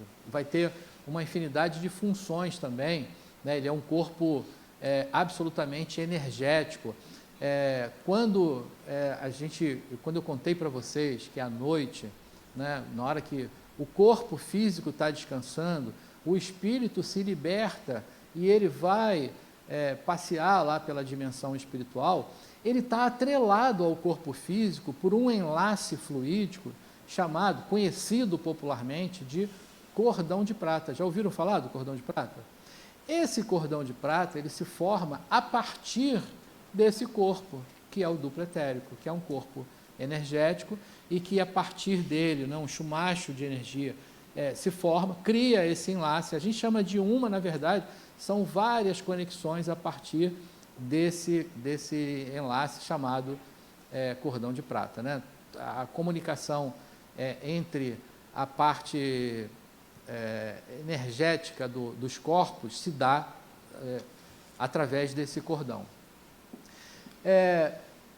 A camada mais externa do perispírito é também chamado corpo astral. Então, muitas vezes, vocês vão encontrar na literatura falando do corpo astral. O corpo astral é o perispírito, né? Está envolvendo ali tudo que está contido no perispírito. Vai ter um corpo chamado emocional, que é um corpo que vai armazenar, que vai guardar tudo aquilo que a gente vivencia, o que as nossas emoções trazem, vão estar guardadas lá. Tudo que a gente aprende, tudo aquilo que é trazido como aprendizado para o espírito, que não se perde, outro dado importante, né? Às vezes a gente faz uma comparação, uma brincadeira, mas algo para ficar, para conseguir marcar. Por exemplo, quando você usa o computador e você gera um arquivo, você criou lá um arquivo, você faz o que com aquele arquivo você salva ele no HD, né? Você faz isso? Então, quando você salvou no HD, pronto, ele está guardado lá, não se perde mais. Você pode até fazer o seguinte, pegar aquela carcaça toda daquele computador ali, você guarda o HD, você pega aquela carcaça toda, joga fora, coloca uma carcaça nova, com uma placa processadora muito mais moderna e tal, e você pega lá aquele HD, as informações estão ali ainda, está tudo salvo, né? Então, quer dizer, uma nova encarnação do computador, mas as informações não se perderam, porque estavam guardadas no HD. Claro que é uma comparação bem esdrúxula, né? Só que bem pequenininha, mas só para a gente ter uma ideia que aquilo que a gente aprende aqui na matéria é guardado lá no perispírito e isso não se perde. Em outras encarnações, mesmo que você não se lembre, mas as informações estão guardadas lá. Então, o corpo causal é um desses corpos capazes de fazer isso. E aí você tem o corpo mental, que é um corpo de ligação, porque entre um elemento não material e um elemento material, vai precisar ter uma ligação. Então, esse corpo vai se conectar com a parte sublime dele, né, que é praticamente já a conexão com o não material, e vai criar um outro elo. Então, entre o corpo físico e o perispírito, a gente tem uma ligação material que a gente chama de cordão de prata. E entre o espírito e o perispírito, a gente tem uma outra ligação, que é uma ligação não material, a ligação que a gente pode chamar ela de mental, né? E que os esotéricos chamam de cordão de ouro, não é mais o cordão de prata. Então, dessa forma, remonta o que mais se aproxima, né, do que é a complexidade do perispírito. Deixa eu chegar o microfone para a senhora ali, que ela levantou o braço primeiro, depois tem o Rafael, depois tem a Dona Isabela. Me diga uma coisa, Luiz. Quando você está em meditação profunda, você estaria naquele mental sublime para o espiritismo? Dona Graça, a senhora está querendo que eu saia daqui. A senhora está conspirando contra a minha participação no curso mágico, Dona Graça. Eu quero novidades para poder chegar no ciclo Dona 10. Graça, não fique ansiosa, Dona Graça. Vai chegar essa informação para a senhora. A senhora deixa eu falar só do espírito hoje, Dona Graça. Tá bem, tá certo, tá certo. Acho que não, o Rafael primeiro. Né? Rafael? Quero ficar, Rafael, pelo amor de Deus. Não, essa aqui foi uma reflexão, você estava falando de vários corpos aí. Eu quero entender a visão espírita acontece nas religiões de matriz africana, quando a pessoa está incorporada, dela beber, dela apagar um charuto no seu corpo, na língua, na pele, e quando desincorpora, essas reações nada aconteceram. Eu queria entender, na visão espírita, por que isso acontece. Rafael, você não está colaborando. Porque a gente vai falar de mediunidade na aula de mediunidade. Hoje a gente está falando do espírito. Mas, olha só para não... Mas eu precisava de 2h30 para te falar sobre isso, e a gente só vai ter essas 2h30, nem vai ter 2h30, 2 horas na aula de mediunidade. Mas, primeiro, né, como a gente está no espiritismo, o espiritismo trata como inapropriado esse termo incorporação, por tudo aquilo que a gente falou do mecanismo, né? Não há incorporação, né? Porque incorporação sugere um espírito entrar num outro corpo, né? E isso não acontece. Então, começando daí, não é para nós, né? Não há uma incorporação, né? O mecanismo não se dá um dentro do outro, ele se dá por transmissão, né? Então, aquilo que a gente já falou. Então, começando daí. Mas a gente só vai falar disso lá nas aulas de médios e mediunidades, e aí você vai ter, eu nem sei quem vai ser o professor. Olha lá, quem é o professor? Pode mandar brasa, pergunta para ele, porque ele vai responder para você sobre isso. Então, voltando aqui para os corpos. Então, eu tenho a...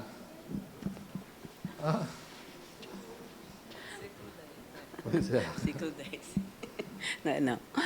Luiz, quando você falou que o espírito, ele passeia para ter, né, até aprimorar as habilidades, né? Não, é espírito. Libertação, né? espírito, Viu? assim. Ele sai e pode, né? Continuar evoluindo, aprendendo nessa, né? Ele sai. Ele está preso por esse fio de prata, não é isso? Mas, pelo que eu entendi, esse momento do nosso sono, que a gente adormece de dia ou de noite, é o único momento que o espírito é livre, que ele se livra desse corpo físico. É isso? Fora o desdobramento, né? Eu digo até aqui, até sua aula. Não é isso? Então, na aula 5... né? Eu estou falando até a nossa. Ver que não tem só essa maneira. Não, eu sei que tem outras, mas eu digo assim, até agora, o entendimento é isso, não é isso? Então, o que eu queria saber é o seguinte, essa liberdade dele, eu já li alguma coisa, mas não sei se eu entendi bem. Não é total, né? Porque é como se existisse um tamanho do fio de prata, é isso? Não é um tamanho.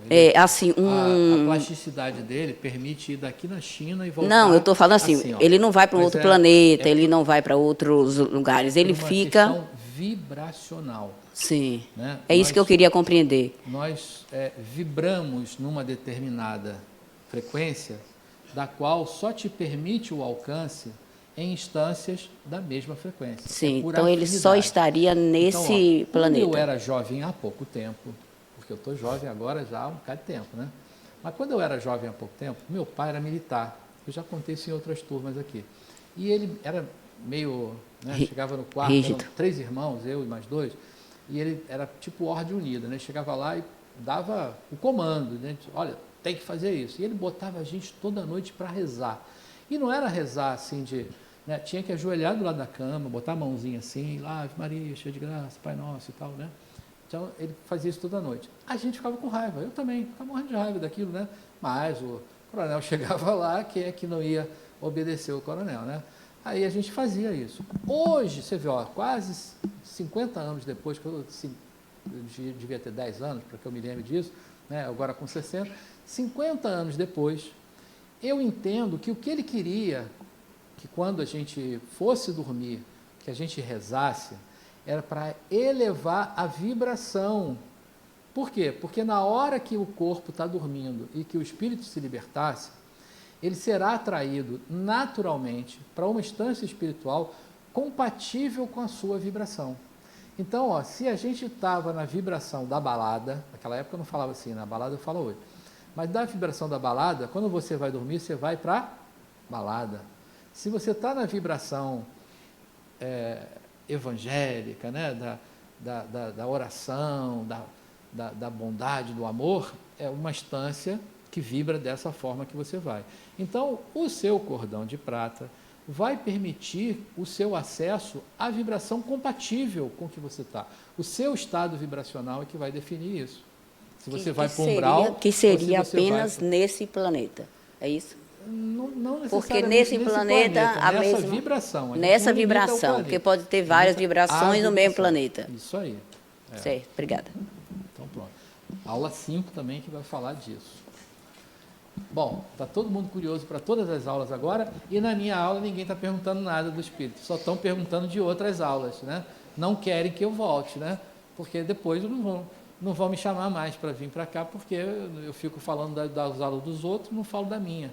E de vocês vão levar 0 na prova, porque vão fazer prova e não vão saber nada do espírito, vão saber de todas as outras aulas, né? Então, vamos continuar aqui. Bom, aqui, está claro? Então, entendemos que não é só aquela tríplice formação, né? O perispírito, ele é um organismo muito mais complexo, que tem outras funções, né? Ele se desdobra em outros corpos, né? Vamos dizer assim, que são gavetas, né? São seções, né? Onde se armazenam informações, onde se guarda aquilo que o espírito aprende, e que quando ele apreende é levado para o espírito, mas tudo isso que ele está vivenciando está sendo guardado ali no perispírito, e isso não se perde. Uma vez aprendido, é seu, você não perde mais aquilo, né? Pronto. O perispírito, então, a Zimmermann, né, ele vai dizer o seguinte, que o perispírito é o responsável pela estruturação, formação e condução do espírito durante toda a imortalidade. É o corpo sutil e perene, o mesmo participa diretamente da evolução humana e espiritual. Então, como a gente falou, né, Rafael, ele não se desacopla mais, até que ele se torne espírito puro. Esse perispírito está sendo funcional para o espírito. Aí, eu esqueci o nome da senhora, me perdoe. Rosana. Rosana, né? Olha lá, ó, algumas propriedades do perispírito. Então, ó, a plasticidade, vou dar uma notícia bombástica para as meninas agora. Ninguém no mundo espiritual vai precisar de cartão de crédito. Shopping, para comprar aquela sandália vermelha, nunca mais. Se eu fui falar isso, até deu um apito. Censuraram, viu? Para não falar isso. Então, nunca mais. Sabe por quê? Porque essa plasticidade do perispírito, basta que, por um fenômeno chamado ideoplastia, você pense na sandália vermelha e ela, plim, olha que maravilha. Ninguém precisa ficar ansioso para ir para lá também por isso, né? Não fiquem ansiosos. Mas a ideoplastia é o fenômeno que permite que essa propriedade do perispírito, da plasticidade, ela se realize, porque é uma matéria tão plástica e moldável pela mente. Então, função do perispírito. Aí, bom, densidade, ponderabilidade, luminosidade, ó, que a gente falou do espírito de luz, né? Não é o espírito que é luz, é a matéria que o envolve, que é uma matéria luminosa, propriedade do perispírito. A penetrabilidade, perenidade. A perenidade, por exemplo, ele é perene, ou seja, vai durar muito, mas ele vai ter um fim. Quando chegar lá, espírito puro, não precisa mais. Mas perene, ele vai durar um bocado. Mutabilidade, unicidade, tangibilidade, visibilidade, expansibilidade, capacidade, tudo isso são propriedades do perispírito, né? São as funções que fazem com que o espírito se possibilite a evolução a partir dessas propriedades, né?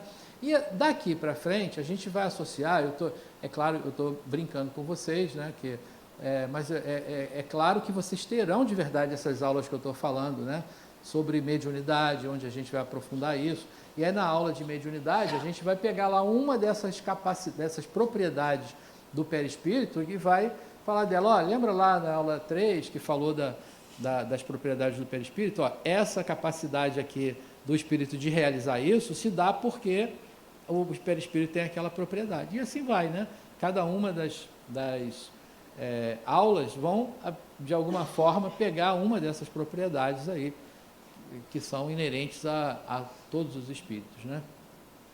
Bom, para além disso, a gente tem uma outra questão, que é o seguinte: no corpo físico, nós temos órgãos, né, que mantêm o tônus vital do corpo, né? A gente tem um sistema digestivo, né, que é capaz de quebrar lá o alimento, né, e, enfim, e nutrir as células. A gente tem um aparelho respiratório que consegue pegar o oxigênio do ar e levar para nutrir as células lá através das oxihemoglobinas que vão. A gente tem vários aparelhos, vários órgãos que compõem, né, o corpo físico e que mantêm esse tônus, né? No corpo espiritual, a gente também vai ter órgãos que são chamados chakras, ou centros de força, como André Luiz nomeou. Esses vórtices, né, esses núcleos, eles são usinadores de energia e que eles fazem da mesma forma que os órgãos do corpo físico mantêm o tônus vital do corpo físico, esses chakras vão manter o tônus vital energeticamente dos corpos espirituais. Então, existem duas baterias de chakras, uma que vai estar localizada lá naquele corpo astral, né, na camada mais externa do perispírito. Então, você tem lá um conjunto de chakras. Em relação à quantidade deles, a gente tem diversos autores que falam sobre os chakras. A gente vai ter autores que vai dizer que tem centenas de chakras, porque nas mãos você tem cada dedo, você tem um, na palma você tem outro, nos ombros você tem aqui os humerais. Então, tem autor que vai dizer que você tem centenas de chakras. Tem outros que vão dizer que você tem 9.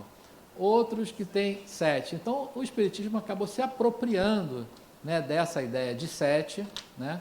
Você tem 3 superiores, 3 inferiores, quer dizer, os superiores às energias sublimes, os inferiores às energias telúricas e um intermediário cardíaco que está entre os dois. Então, ele se apropriou dessa ideia de 7 chakras, mas vocês vão encontrar na literatura outros autores falando sobre uma infinidade de outros chakras. Isso não é, para nós agora, importante. É necessário que a gente saiba que eles estão lá e como é que funcionam, para que a gente possa entender como se processa as energias em nós, né?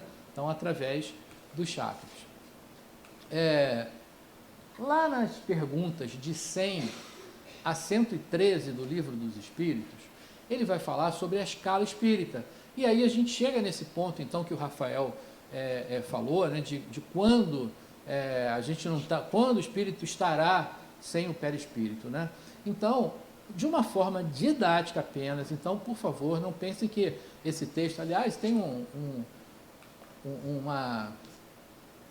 uma ideia preliminar escrita pelo próprio Kardec, que diz assim, essa classificação nada tem de absoluta, nenhuma categoria apresenta caráter bem definido, a não ser no conjunto e no grau, né, a outro. A transição é insensível, pois nos limites as diferenças se apagam, como nos reinos da natureza, nas cores do arco-íris, e ainda em diferentes períodos da vida humana. Pode-se, portanto, formar um número maior ou menor de classes de acordo com a maneira por que se considerar o assunto. Então, é só uma ideia didática para que a gente possa visualizar a nossa evolução, né? E aí eu vou, para que a gente, já é a nossa reta final do nosso tema de hoje, então eu vou fazer uma enquete com vocês aqui, porque eu vou querer que vocês identifiquem que tipo de espírito vocês pensam ser nesse momento. Então, os espíritos, né, essa ideia é importante, Os espíritos se organizam de acordo com os seus níveis evolutivos e por afinidade de propósito. A classificação dos espíritos se baseia no grau de adiantamento, das qualidades que já adquiriram e nas imperfeições que ainda terão que despojar. Admite-se, então, 3 ordens principais, as 3 grandes divisões. Aí eu pergunto para vocês o seguinte: quem aqui, né, acha que é espírito imperfeito? Levanta o braço. Eu queria dizer para vocês que eu penso como o nosso poeta baiano, que falou sobre a metamorfose ambulante, né? Então, vocês podem mudar de ideia. Se alguém mudar de ideia, está tranquilo, né? Quem está achando que é espírito imperfeito vai saber quem é. Se quiser mudar, beleza. Agora, quem daqui acha que é espírito bom? Bom espírito? Ó, aquela tá em cima do muro. Ela levantou o braço no imperfeito, agora está levantando no bom. Pode estar com um pezinho lá e um pezinho cá, né? Tá bom, então pode ser, tá? Quem levantou nos 2 é porque está ainda no caminho, né? Então pronto. Agora, quem aqui acha que é espírito puro? Só eu estou sozinho nessa? Rapaz. Bom, então agora é a hora da gente pensar sobre isso e se, claro, né, se a gente achar que eu não sou exatamente isso, pode mudar de ideia, não tem problema não. Então vamos ver quem é quem aqui. Primeiro, da terceira ordem, né, dos espíritos imperfeitos, olha quem são. Primeiro, predominância da matéria sobre o espírito, propensão para o mal. Ignorância, orgulho, egoísmo e todas as paixões que lhes são consequentes. Têm a intuição de Deus, mas não o compreendem. Uns não fazem o bem nem o mal, mas pelo simples fato de não fazerem o bem, já denotam sua inferioridade. Esse é aquele que está em cima do muro, né? Não faz nem o bem nem o mal, não fala mal de ninguém, mas também não ajuda e tal. Então, está em cima do muro, espírito imperfeito. Outros, ao contrário, se comprazem no mal e rejubilam quando uma ocasião se lhes depara em praticá-lo. Quer dizer, deu para fazer o mal, o cara vibra, né? É isso aí mesmo? Vocês estão nessa... Mudaram de ideia, né? Eu falei que podia. Então, esses aí são os imperfeitos. Agora, olha quem são essas criaturas de Deus, em ordem decrescente, né, de 10 a 1. Então, ó, são os espíritos impuros, os levianos, os pseudo-sábios, os neutros, né, aquele que está em cima do muro, os batedores ou perturbadores. Esses são os espíritos imperfeitos.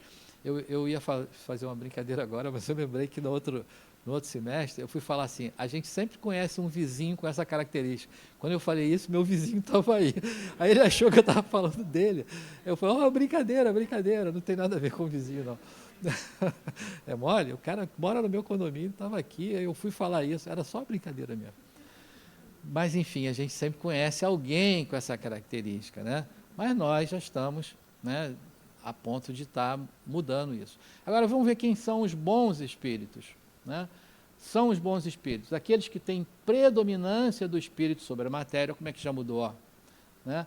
Desejo do bem, suas qualidades e poderes para o bem estão em relação ao grau de adiantamento que hajam alcançado. Uns têm ciência, outros sabedoria e bondade, compreendem a Deus e o infinito, já gozam da felicidade dos bons, são felizes pelo bem que fazem e pelo mal que impedem. Então não é só fazer o bem, mas é impedir o mal também. Isso é ser bom, né? Então, o amor que os une lhes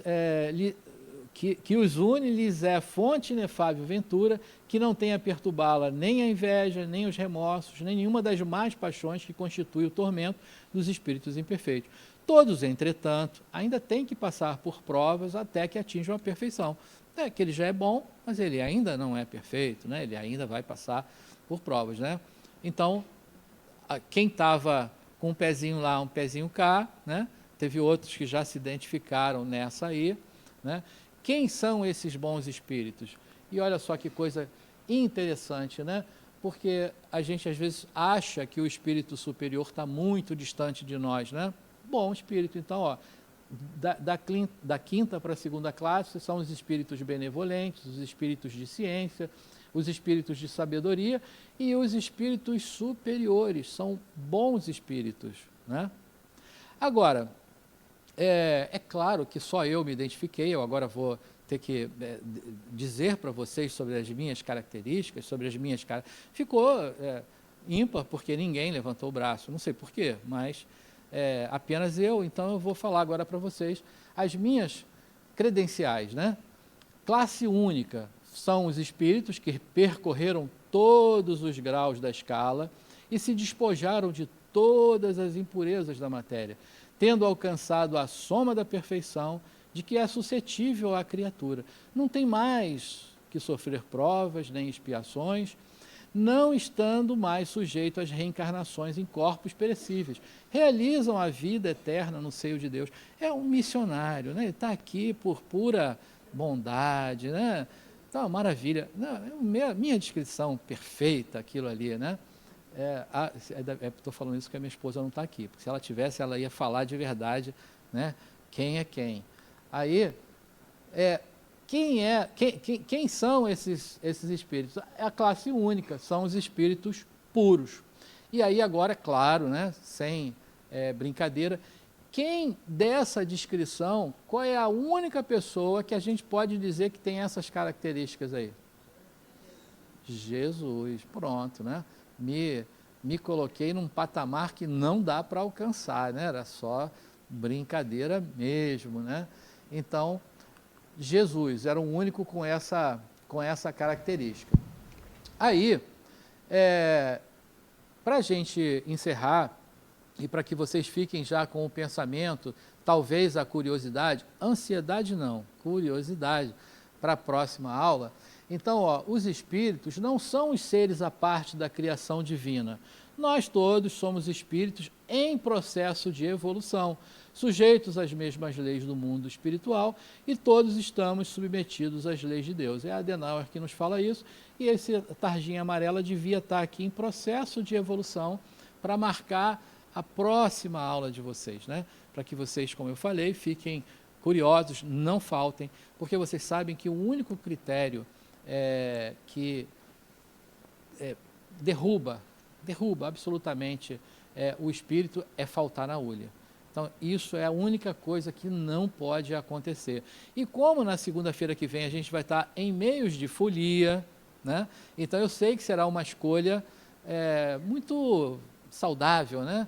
A gente escolher estar aqui falando sobre o processo evolutivo. Deixa chegar para a senhora o microfone. Obrigada. A pergunta é a seguinte: qual é a propriedade principal do corpo causal? Porque eu tenho assim uma ideia do que está no emocional, do que está no mental, né? O mental, para mim, depois teria o corpo espiritual, mas o senhor explicou que é exatamente o cordão de ouro, né? Que... Agora, o causal, eu não sei o que é que ele retém, para que é esse corpo? Eu queria, não tem, né? Queria 2h30 para falar com a senhora sobre isso. Mas já, o caminho já é o seguinte: se a senhora sabe o que o emocional faz, o que o mental faz, o que sobrou é o do causal. Por quê? É isso que eu quero entender. Então, é aquele corpo de causas e consequências? Não, né? Apesar do nome ser causal, isso. Ele é o que armazena a vivência, o que se aprende vivencialmente. Okay. Então, por exemplo, eu tenho uma teoria das 3 memórias, né? Que é a memória física, a memória espiritual e a memória do espírito. Então, na memória física é aquela que se dá pela formação, as sinapses, as conexões sinápticas formam uma memória cortical, essa é da encarnação. Tudo que aconteceu desde a nossa infância até quando a gente chega no ápice dessa encarnação, está guardado numa memória que é a memória cortical ou memória física. Certo. Só que mesmo quando esse corpo deixa de existir, né, o corpo morre e, portanto, o espírito desencarna, né, ele leva no corpo causal tudo aquilo que ele vivenciou na matéria. O que foi emocional está no corpo emocional, mas o que foi vivência, aprendizado, está lá no corpo causal. Tá. É dele. Entendi. Ok? Obrigada, Pronto. professor. Então, agora, nesse exato momento, eu quero dar para vocês a informação mais importante de tudo isso que a gente falou até agora. Sabe qual é essa informação? Sabe qual é? Não acreditem em absolutamente nada que eu falei para vocês. Não acreditem. Duvidem de tudo que eu falei. Sabe por quê? Porque se vocês acreditarem, vocês vão ficar com a minha impressão. O que é fruto do que eu estudei, do que é fruto do que eu li. E o que eu quero é que vocês vão comprovar tudo isso. Então, essa é a nossa bibliografia e tudo que nós trouxemos hoje aqui faz parte desses livros que compõem esse conteúdo trazido aqui hoje. Então, não fiquem apenas com a minha informação. Vão lá buscar. Quem é que já está lendo a terceira vez o Livro dos Espíritos aí, que a gente falou na primeira aula? Quem já está vendo? A terceira vez, né? Porque duas não dá, né? Então, não acreditem. Vão questionar, vão buscar informação, né? Vão lá na literatura para ver, será que ele falou, é verdade mesmo? Será que é isso e tal? Então, questionem, vão lá buscar e eis aí a bibliografia para que vocês possam comprovar. Combinado? Pessoal, por hoje, muito obrigado. Desculpem as brincadeiras, né? A gente brincou bastante para tornar leve também, né? Porque é claro que ninguém, né, é de ferro que não possa dar leveza ao nosso conteúdo, né? Então, muito obrigado por hoje, até o outro encontro. Não vão embora não, que a turma ainda vai falar com vocês aqui. Então, segura aí um pouquinho que ainda tem mais. Eu que agradeço e tchau. Boa noite. Obrigada, Luiz.